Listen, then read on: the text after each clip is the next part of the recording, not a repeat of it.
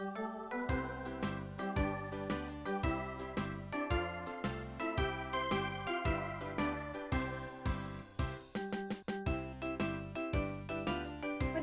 merdeka, merdeka. Shalom adik-adik, semangat pagi. Jumpa lagi dengan Kak Ica di Sekolah Minggu Yerusalem Baru tentunya. Gimana nih kabar adik-adik sekalian? Puji Tuhan, Kak Ica selalu berdoa, adik-adik, orang tua, semuanya, guru-guru Sekolah Minggu juga dalam kondisi yang sehat tentunya. Juga semangat karena Selasa kemarin kita barusan memperingati apa? Betul, Hari Kemerdekaan Negara Indonesia. Ya. Siapa nih yang sudah gak sabar memuji Tuhan? Mulai sekolah minggunya? Nah, sebelum kita mulai, kita berdoa dulu ya. Tuhan Yesus yang baik, terima kasih Tuhan untuk penyertaan-Mu yang sempurna seminggu kemarin hingga saat ini. Kami boleh tetap sehat, kami boleh tetap beraktivitas Tuhan. Hari ini Tuhan, saatnya kami rindu untuk memuji dan memuliakan nama-Mu, untuk mendengarkan firman-Mu. Tuhan, kami undang Engkau hadir di tengah-tengah kami, meskipun saat ini kami beribadah di rumah kami masing-masing, namun kami percaya Engkau adalah Allah yang maha hadir. Dimanapun kami berada, Engkau hadir.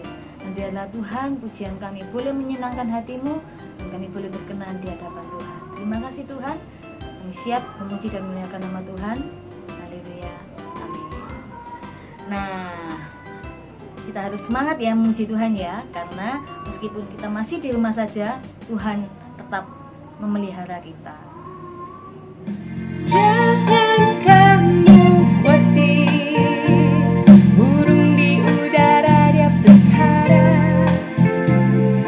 Jangan kamu khawatir, bunga di parang Dia hiasi.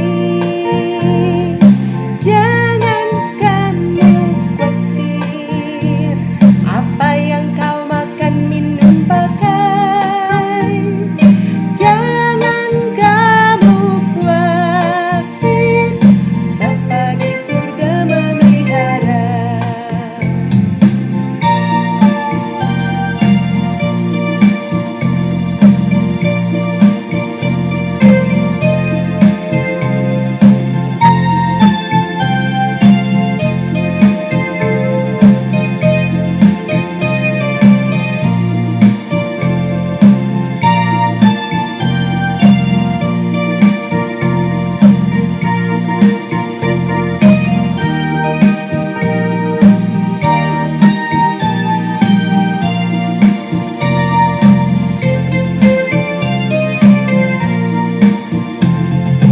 Aku tidak khawatir, burung di udara Dia pelihara.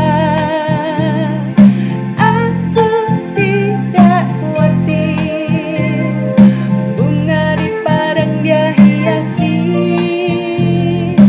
Aku tidak khawatir, apa yang ku makan, minum, pakai. Aku tidak khawatir, Bapa di surga memelihara. Bapa di surga memelihara. Burung pipit tidak menanam, tapi Tuhan beri makan. Bunga bakung tidak meminta, tapi Tuhan dandani. Terlebih aku, anak-anaknya, pasti Tuhan pelihara. Terlebih aku, anak-anaknya, pasti Tuhan berkati. Burung pipit tidak menanam, tapi Tuhan beri makan. Bunga bakung tidak meminta, tapi Tuhan dandani. Terlebih aku, anak-anaknya, pasti Tuhan pelihara. Terlebih aku, anak-anaknya, pasti Tuhan berkati. Seperti pujian yang barusan kita nyanyikan, kita tidak boleh khawatir karena Bapa kita di surga selalu memelihara kita dan memberkati kita. Seperti firman Tuhan yang akan kita dengar nih, tentang Tuhan memelihara anaknya di tengah bencana. Siapa yang mau tahu cerita berikutnya? Nah, sebelum kita melanjutkan firman Tuhan, dengarkan firman Tuhan, mari kita berdoa terlebih dahulu ya. Tuhan Yesus, terima kasih kami sudah memuji dan memuliakan nama-Mu Tuhan. Sekarang tiba saatnya kami akan duduk diam mendengar firman-Mu. Mari Tuhan, buka hati kami agar kami mengerti setiap firman yang kami dengar, dan kami boleh menyimpan itu, dan firman itu boleh tumbuh dan berbuah di dalam kehidupan setiap kami, sehingga kami boleh melakukan firman-Mu dan menyenangkan hati-Mu dan membawa kemuliaan bagi nama Tuhan dimanapun kami berada. Terima kasih Tuhan, kami siap mendengarkan firman-Mu. Haleluya, amin. Nah, siapkan Alkitab kita mau membaca firman Tuhan nih di 1 Raja-Raja pasal 16 ayat 29 sampai 34, dan kita akan lanjutkan sampai pasal 17 ayat 1 sampai 6. Sudah ketemu semuanya? Nah, mari kita dengar firman Tuhan berikut ini.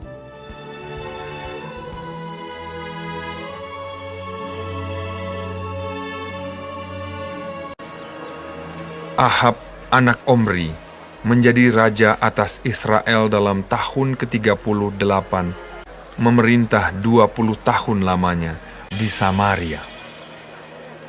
Maka ia mengambil pula Izabel menjadi istrinya, anak Etbaal, raja orang Sidon. Ahab melakukan apa yang jahat di mata Tuhan. Ia pergi beribadah kepada Baal dan sujud menyembah kepadanya. Kemudian ia membuat mezbah untuk Baal itu di kuil Baal yang didirikannya di Samaria.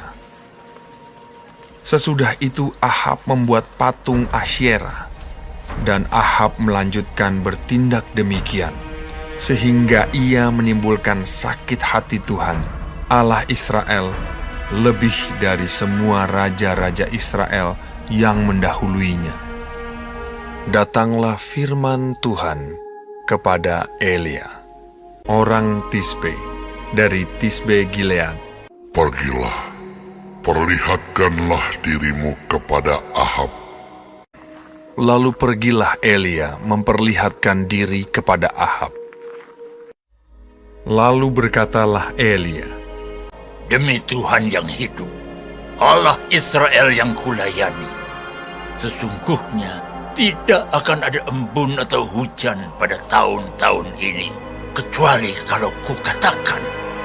Kemudian datanglah firman Tuhan kepadanya, Pergilah dari sini, berjalanlah ke timur dan bersembunyilah di tepi sungai Kerit. Lalu ia pergi, dan ia melakukan seperti firman Tuhan. Ia pergi dan diam di tepi sungai Kerit, di sebelah timur sungai Yordan. Pada waktu pagi dan petang, burung-burung gagak membawa roti dan daging kepadanya. Dan ia minum dari sungai itu. Nah, adik-adik, kita sudah sama-sama mendengarkan firman Tuhan tentang Nabi Elia. Hari ini kita akan belajar 3 hal daripada Nabi Elia, yaitu pengharapan di tengah bencana. Ya, apa sih Kak Ica bencana itu? Ya, bencana adalah suatu keadaan atau kondisi yang tidak kita inginkan, dan tentu saja hal itu membuat kita menderita, kita sakit kayak gitu. Contohnya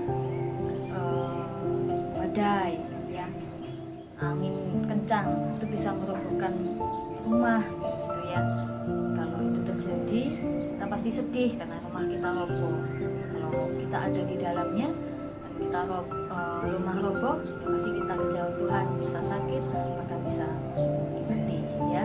Itulah bencana ya, contoh-contohnya. Banjir juga bisa ya. Jika banjir datang, kita sama-sama tahu ya, hampir setiap tahun ada banjir ya, baik yang tidak terlalu tinggi, bahkan sampai ada yang tinggi sampai menenggelamkan rumah. Itu juga bencana. Apalagi bencana gempa bumi ya, kita semua pasti nggak mau kan ada gempa, tapi ya itu bencana, hal yang tidak disangka-sangka, hal yang tidak mengenakkan, hal yang tidak kita inginkan, tapi itu terjadi, ya pasti nggak enak, itulah bencana. Sama saat ini kita menghadapi bencana ya, wabah virus corona. Nah, di tengah-tengah bencana yang kita alami ini, kita harus tetap percaya bahwa pengharapan itu masih ada di dalam Tuhan, ya. Kita belajar dari Nabi Elia tadi. Yang pertama, Nabi Elia tetap taat, tetap mau melakukan apa yang menjadi perintah Tuhan. Di mana Nabi Elia diminta Tuhan menyampaikan sebuah hukuman atas Raja Ahab dan bangsa Israel, yaitu tidak akan turun embun atau hujan tahun itu di bangsa Israel. Karena apa? Karena mereka tidak menyembah Tuhan. Ya, barang siapa anak-anak Tuhan kayak kita saat ini, kita menyembah Tuhan, kita mendengarkan firman Tuhan, kita beribadah kepada Tuhan, itulah anak-anak Tuhan. Tapi bangsa Israel saat itu yang dipimpin oleh Raja Ahab tidak mengindahkan Tuhan, mereka justru menyembah Baal. Sebab itu Tuhan akan mau menghukum bangsa Israel, ya. Dan itu sebab itu Tuhan mengutus Nabi Elia untuk menyampaikan pesan daripada Tuhan, ya. Dan ini tidak mudah, adik-adik, ya. Kalau kita menyampaikan kabar sukacita, kabar yang mengenakkan, itu mudah, itu gampang, ya. Tapi kalau hal yang tidak mengenakkan, bahwa akan dihukum, akan terjadi kekeringan, tidak turun hujan, bisa saja saat Elia menyampaikan kabar itu, bisa saja saat itu Raja Ahab marah, bisa saja Raja Ahab membenci Elia, ya. Bahkan bukan hanya Raja Ahab, bisa satu umat Israel tuh. Tapi Nabi Elia mau tetap taat menyampaikan kebenaran firman Tuhan. Nah, setelah dari situ, apalagi yang dilakukan Nabi Elia? Setelah menyampaikan kabar tersebut, Tuhan memerintahkan Nabi Elia untuk bersembunyi. Bersembunyi di mana? Di tepi sungai Kerit, ya. Di sana Tuhan menjanjikan akan memelihara Nabi Elia dengan memberi makan roti dan daging melalui burung gagak. Siapa yang tahu burung gagak di sini? Ya. Padahal saat itu burung gagak menjadi lambang satu keburukan atau negatif, ya. Burung gagak itu burung yang rakus. Bisa saja saat dia mengirim makanan, makanan tersebut justru malah habis karena dimakan burung gagak, ya. Tapi yang kedua, Nabi Elia memiliki iman kepada Tuhannya. Dia tahu benar, dia mengenal benar siapa Tuhannya. Sebab itu meskipun kabar tentang burung gagak akan mengirim makanan itu terdengar mustahil, ya, nggak masuk akal bagi manusia, tapi Nabi Elia tetap taat dan Nabi Elia tetap bersembunyi di tepi sungai Kerit tersebut. Dengan akhirnya apa yang seperti di akhir cerita tadi dikatakan, setiap pagi dan petang atau sore hari, ya, burung gagak itu mengirimkan roti dan daging kepada Nabi Elia. Dan saat satu bangsa itu mengalami kekeringan, di tepi sungai tersebut tidak menjadi kering. Sebab itu Nabi Elia bisa meminum air dari situ. Wow, betapa luar biasa ya Allah kita, Tuhan pencipta kita, Tuhan pencipta seluruh semesta.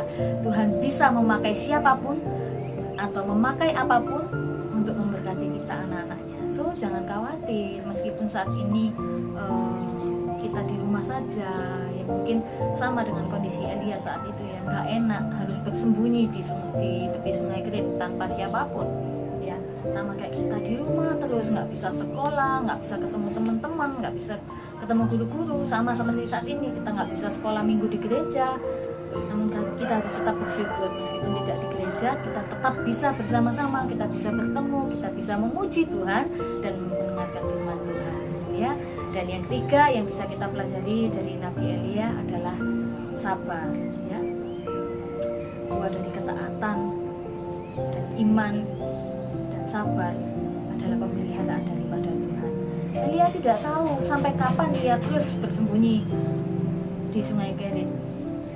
Satu hal yang Nabi Elia tahu, bahwa Tuhan tidak pernah lupa akan janjinya, bahwa Tuhan selalu menepati janjinya, bahwa penyertaan Tuhan itu sungguh sempurna. Sebab itu terus Nabi Elia terus berharap kepada Tuhan dan tidak kehilangan pengharapan. Sama dengan kita sampai saat ini tidak tahu wabah corona ini kapan akan segera berlalu, tapi percaya Tuhan Yesus tidak pernah meninggalkan kita. Tuhan Allah yang selalu memelihara kita, yang akan selalu menjaga kita, yang akan selalu melindungi kita. Terlebih lagi ketika kita memiliki pengharapan di dalam Tuhan, ya, yang membawa kita untuk memiliki ketaatan, beriman kepada Tuhan, dan sabar menanti janji Tuhan. Menanti janji Tuhan digenapi dalam kehidupan kita. Ya adik-adik, sampai di sini pemberitaan firman Tuhan. Jadi apapun yang kita alami, kita harus tetap mensyukuri dan tetap percaya bahwa Tuhan kita menyertai kita. Tetap berpengharapan di dalam Tuhan ya. Kita akan akhiri pada sekolah minggu hari ini. Kita akan berdoa terlebih dahulu. Tuhan Yesus, terima kasih untuk firman-Mu pada pagi hari ini. Kami belajar dari seorang Nabi Elia, di mana Nabi Elia ini memiliki pengharapan di dalam Engkau Tuhan. Di tengah-tengah bencana yang dialami oleh bangsanya karena ketidaktaatannya, namun justru Elia Tuhan pelihara, Tuhan lindungi. Karena Nabi Elia taat kepada Tuhan, Nabi Elia beriman kepada Tuhan, percaya kepada Tuhan, dan sabar menanti janji Tuhan digenapi. Tuhan, kami mau belajar seperti Nabi Elia, adik-adikmu, kami semua mau belajar